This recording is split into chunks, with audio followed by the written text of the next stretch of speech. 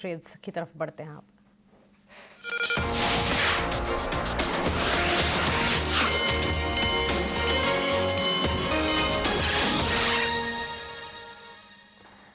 शुरुआत कुणाल शाह से करते हैं। Kunal, good afternoon. बताइए आज के लिए आपके क्लोजिंग ट्रेड्स क्या होंगे? हाँ, गुड आफ्टरनून मानसी और गुड आफ्टरनून सभी दर्शकों को। जो क्लोजिंग ट्रेड्स है तो फर्स्ट मैं फोकस करना चाहूँगा ऑटो सेक्टर पे। आई थिंक ये एक ऐसा सेक्टर रहा है जो वीक मार्केट में कहीं न कहीं रिलेटिव स्ट्रेंथ बताता रहा है एंड मुझे लग रहा है यहाँ मोमेंटम कंटिन्यू रहेगा और वहाँ से मेरी पिक रहेगी आइशर मोटर्स। स्ट्रॉन्ग ब्रेकआउट दिया टेक्निकल चार्ट्स पे, फॉलो अप बाइंग दिखाई दे रही है।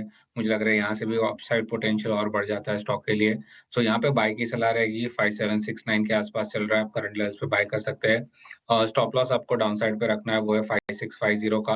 हाई लेवल्स पे मैं जो टारगेट देख रहा हूँ, फर्स्ट है 5900 और सेकंड है 5960 का।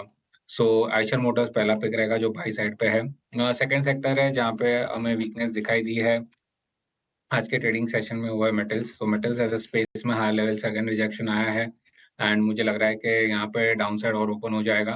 तो यहाँ पे मेरी सेल की सलाह रहेगी वेदांता। वेदांता अपने 20 डीएमए पे रिजेक्शन बता रहा है। आज हमने वॉल्यूम्स के साथ सेलिंग देखी है हाई लेवल्स पे। सो कोई भी टेक्निकल बाउंस आता है, इंट्राडे बाउंस भी मिलता है तो उसको यूटिलाइज करें सेल करने के लिए।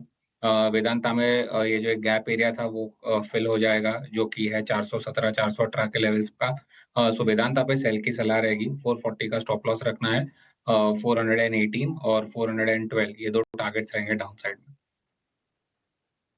आइडियाज इस वक्त कुणाल की तरफ से, लेकिन इस बीच Indian oil corporation limited IOCL के Q1 के नतीजे आपके स्क्रीन पर आप देख रहे हैं।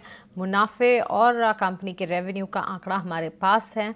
7,265 करोड़ से कंपनी का मुनाफा 5,690 करोड़ के आसपास क्वार्टर ऑन क्वार्टर बेसिस में मुनाफे में कटौती देखने को मिली है। इसके अलावा रेवेन्यू के फिगर्स भी हमारे पास रेवेन्यू के फिगर्स जो हैं 1.93 लाख करोड़ पर आते हुए कंपनी की आय और मुनाफे के आंकड़े आपके स्क्रीन पर आप देख रहे हैं। मुनाफे में कटौती, हालांकि रेवेन्यूज़ के फ्रंट पर जब डेटा पॉइंट्स और ज़्यादा रिफ्लेक्ट होंगे आपके सामने हम रखेंगे ज़रूर, लेकिन करीब 22% की गिरावट ऑन क्वार्टर बेसिस कंपनी के प्रॉफिट के फ्रंट पर हाथ लगी है। स्टॉक में एक इम्पैक्ट भी है टुवर्ड्स डाउन साइड। ऑलमोस्ट 1% की गिरावट थी, 1.5% की गिरावट में तब्दील होती हुई। Osho, good afternoon. आपसे जानना चाहेंगे, एक तो IOC पर एक टेक दीजिएगा अपना, टेक्निकली चार्ट्स कैसे नजर आते हैं, उसके अलावा आपके क्लोजिंग ट्रेड्स क्या होंगे? सी फर्स्टली आईओसी की अगर हम बात करें तो अभी अपने क्लस्टर ऑफ मूविंग एवरेज के आसपास होवर कर रहा है। तो मुझे लगता है जब तक टेक्निकली 142 के ऊपर क्लोजर नहीं दिखाता है, थोड़ा सा मोमेंटम इस काउंटर में लैक हो सकता है, एक स्टैग्नेशन देखने को मिल सकता है। बट नो डाउट रिजल्ट के बाद थोड़ी वोलेटिलिटी भी एक्सपेक्टेड रहेगी।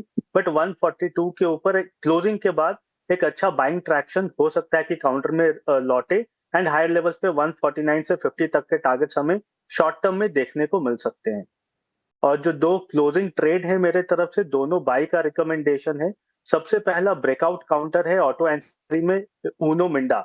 ऊनो मिंडा में अगर हम देखें तो एक मल्टी वीक ब्रेकआउट हुआ है।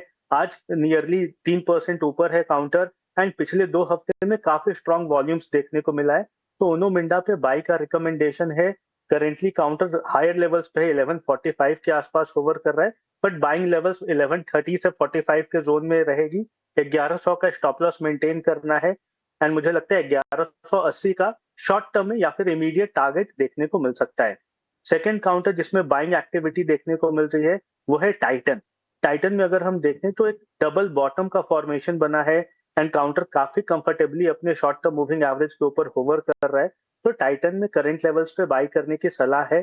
3420 का स्टॉप लॉस मेंटेन करना है एंड 3620 तक के टारगेट्स हमें देखने को मिल सकते हैं। दो कॉल्स खरीदारी की, ऊनो मिंडा और टाइटन 3620 के टारगेट्स को ध्यान में रखें। टाइटन 3420 का एक स्टॉप लॉस मेंटेन कीजिएगा। आधे % तक की गिरावट, आधे % तक की तेजी स्टॉक में है, यहाँ से फर्दर अपसाइड विजिबल है। ऊनो मिंडा पर भी ओशो कृष्णन की तरफ से उनकी स्ट्रैटेजी आपके स्क्रीन पर आप देख रहे हैं। बट यहाँ पर एक छोटे से ब्रेक लिए हम रुक रहे हैं। ब्रेक के उस पार जब हम लौटेंगे तो चर्चा जारी रहेगी, आप बने रहें।